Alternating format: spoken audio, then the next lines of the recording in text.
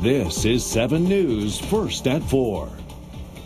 Thanks for joining us on First at 4. I'm Jillian Corder. Our 7 storm team tracked severe weather through the night. And while the threat is over now, we're learning more about that damage as crews survey the area. Yeah, Jillian, so far the National Weather Service has confirmed 2 tornadoes that we have details on as of now. An EF1 tornado in the Carless area over on Shoe Peak Road, and a second tornado here in Lake Charles on West McNee Street.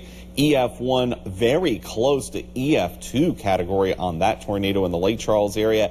And the National Weather Service is still out checking some areas. I've just seen in the last few moments here that they have confirmed another tornado just out of our viewing area up in the Rapides Parish area. That's up near Alexandria, up near the Glenmore area. They're still checking some areas as well. So again, it's just beyond our coverage area. But that same storm is the one that moved across Beauregard Parish last night. Here's a look at some of the other storm damages that have shown up thus far. These are from storm reports from the National Weather Service. In Beauregard Parish so far, no confirmation on if that was tornado or straight line winds, but again, that may take until tomorrow as there's been a lot of damage across the area. The National Weather Service has kind of been stretched thin to get out to all those areas, so it may take until tomorrow to get all areas surveyed. But there is good news.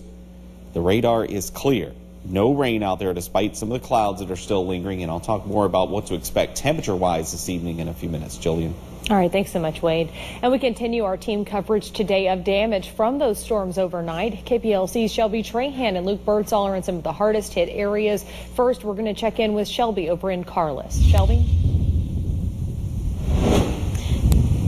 That's right, Jillian. The people in Carless have been working all day to clean up some of the debris that was left by that EF1 tornado that came through just last night. The National Weather Service came through and surveyed some of the damage. As you can see behind me, the tornado came right through these residents' backyard, and they've been working to pick all of up the debris, the trees, everything. They've got trampolines spewing everywhere. But I talked to some residents that say last night when they heard everything going on, they didn't realize it was a tornado. So when they woke up this morning, they got quite a surprise. But thankfully, none of the homes here were severely damaged. It was really just a bunch of trees down, and everyone's just really thankful that they were able to stay safe during that storm. Now, coming up at Live at 5, I'll let you get a close look with some of those residents that were here this morning and now still cleaning up. We'll have that at 5 for you. For now, at your service, Shelby Trahan, KPLC 7 News. Thanks so much, Shelby. And we do have crews in other areas of southwest Louisiana that were hit by some of that damage from the storms overnight in Beauregard Parish and over on West McNee Street in Lake Charles, where there was another confirmed tornado. Now, we're still monitoring the number of power outages in the lake area. Entergy is reporting several hundred customers are still without power in Calcasieu Parish. A similar story over in Beauregard Parish, as Bessie reports over 900 customers without power across Allen, Beauregard, and Vernon parishes as crews work to restore power in those areas. Now, our weather app will always alert you to severe weather in your area. If you did not receive any notifications during last night's storms, your 7 Storm Team app may not be set up correctly. Meteorologist Grant Roberts explains how to do that.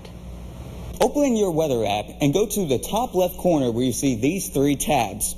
Once you are there, make sure it is set to Follow Me. And that way you will always get a notification wherever you are. Then simply go to the Settings tab. From there, make sure the KPLC 7 Alerts is turned on. And that way you will always get a notification. But then you can also go down to Weather Alert Types. Make sure when you go there that Severe is turned on.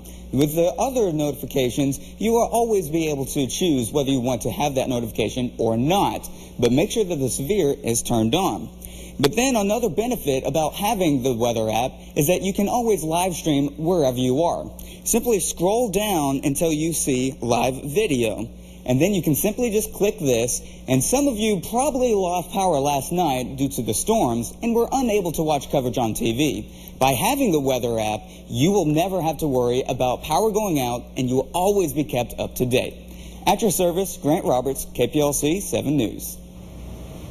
Thanks so much, Grant. Well, those participating in the yearly torch run from Mexico City to New York City came through Lake Charles today. Those who make the journey carry images of Our Lady of Guadalupe, who the faithful believe appeared to Saint Juan Diego in Mexico in the year 1531. Pope John Paul II declared Our Lady of Guadalupe as the patroness of the Americas. The event helps to highlight the plight of immigrants and families whose members are separated. Participants like Joel Marino from Mexico bring a message of love, peace, and concern for human rights. I volunteered to do this, and the reason I volunteer is to bring peace and calmness to all the immigrants in the United States that are living undocumented today.